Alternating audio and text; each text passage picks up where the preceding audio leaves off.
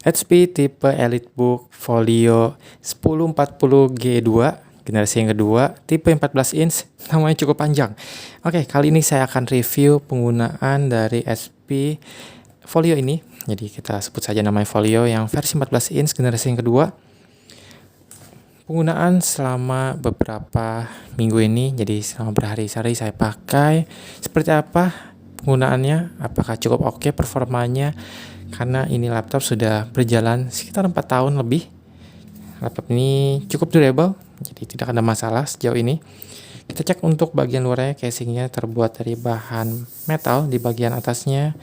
Di bagian belakangnya terbuat dari bahan plastik, dan untuk bagian pinggirannya ini juga terbuat dari bahan plastik, jadi bukan dari bahan metal seperti MacBook. Namun ini masalah untuk harga karena memang masih di bawahnya. Memang harga baru ini di atas sekitar 12-14 jutaan. Di sini cukup lengkap untuk bagian konektivitasnya, sudah LTE. Di sini ada slot untuk memasukkan SIM card. Oke, jadi ada masukkan slot SIM card seperti ini, slot SIM card. Saya dekatkan seperti ini. Oke. Ukurannya masih yang tipe micro. Di sini ada jack 3,5 mm, USB yang tipe 3.0 sudah super speed. Ada DisplayPort, cukup unik memakai DisplayPort, padahal di zamannya sudah memakai HDMI kebanyakan. Di sini juga ada port express di sini yang ukuran cukup kecil. Di sini untuk colokan ke listriknya, ada status LED-nya. Bagian depannya kosong, bagian sampingnya lagi ada slot micro SD ukurannya. Jadi cukup unik juga karena sekarang kebanyakan juga orang untuk reader yang pakai SD card. Di sini ada USB 3.0, di sini juga casing turn lock. Ada grill untuk kisi-kisi udara yang keluar. Di sini ada smart card tersedia.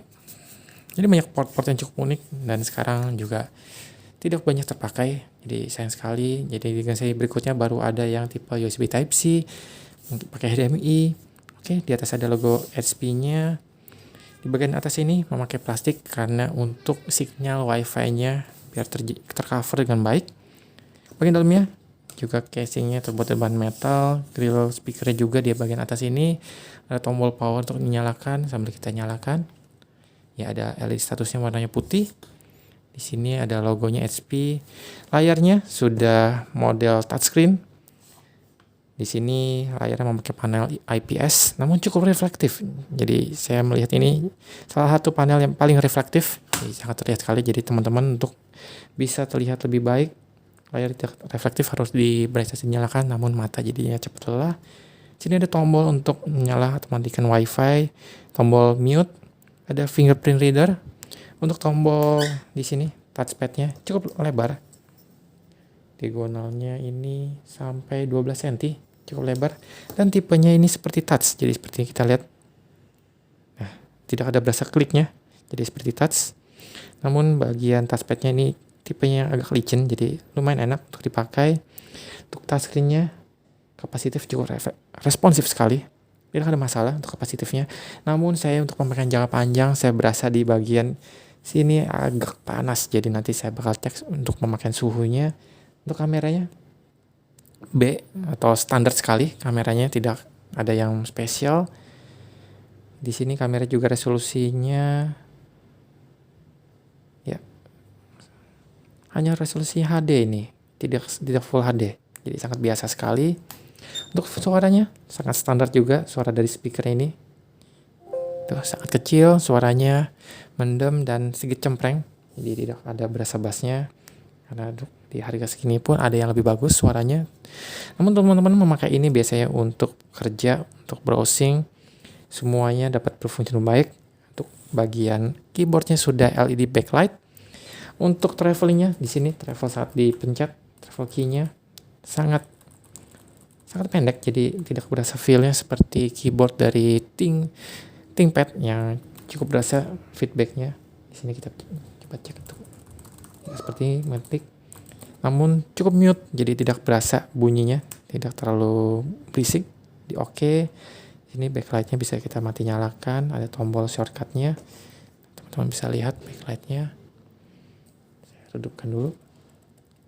Ini dia backlightnya saat dinyalakan. Kita coba tes untuk bagian speed testnya ini. Oke, kita masuk ke browsernya.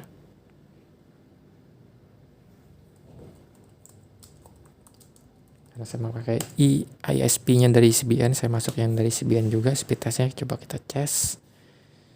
Apakah bisa langsung connect ke CBN juga?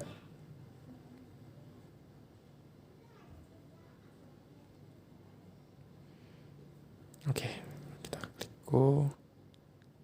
Untuk pingnya cukup oke, namun biasanya sekitar 1 atau 2. Downloadnya juga ya cukup oke.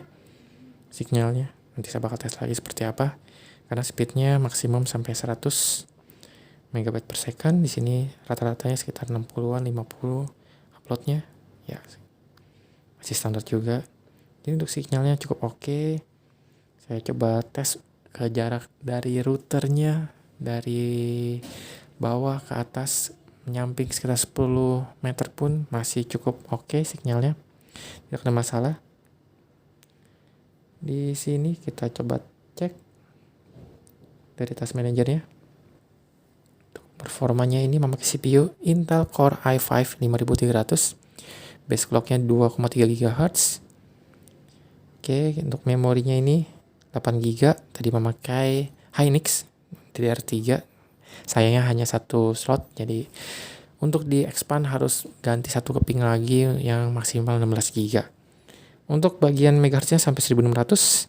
Di sini memakai SanDisk tadi tipe X300 256 GB, cukup oke.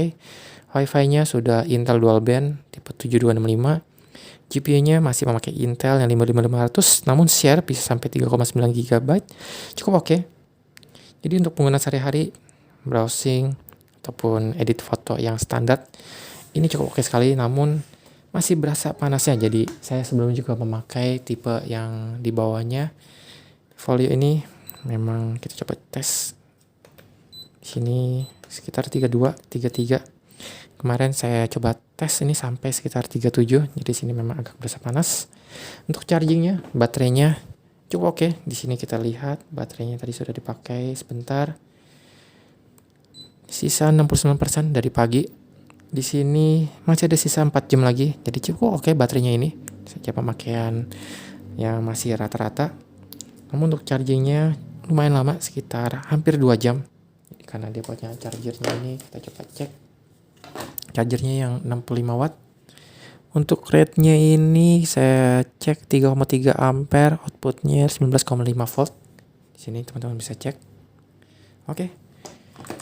Untuk modelnya masih model pin yang kecil seperti ini. Untuk bobotnya kita coba tes untuk bobotnya.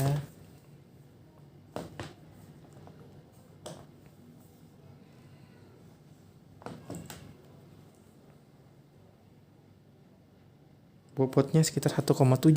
Jadi ini masih cukup berat untuk teman-teman bawa kemana-mana. Jadi untuk yang sering traveling minimal cari yang 12,5 inch, karena banyak yang bobot sekitar 1,3, 1,4 kilo. Lumayan menghemat bobot dari bawa barangnya ataupun bawa adapternya juga. Kita lihat untuk adapternya ini bobotnya sekitar 153 gram. Untuk adapternya cukup kecil adapternya ini, namun untuk packaging dari laptopnya yang masih cukup berat. Oke teman-teman, jika ada pertanyaan bisa tulis kolom komentar, atau teman-teman yang sudah ada experience dengan Folio tipe 1040 generasi yang kedua ini bisa di-sharing di kolom komentar. Terima kasih telah menonton, selalu bantu channel, klik tombol like, klik tombol subscribe, klik tombol lonceng untuk notifikasi video-video berikutnya.